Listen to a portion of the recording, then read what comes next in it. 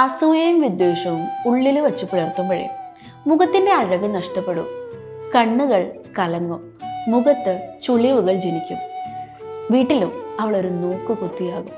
മാധവിക്കുട്ടി പറഞ്ഞ വരികളാണ് കേട്ടോ അത്. എത്രയോ അർത്ഥവത്തായ വരികളാണല്ലോ ഇത്. ഇന്നത്തെ കാലത്ത് ഒരുപാട് സ്ത്രീകൾ അനുഭവിക്കുന്ന ഒരു പ്രശ്നം.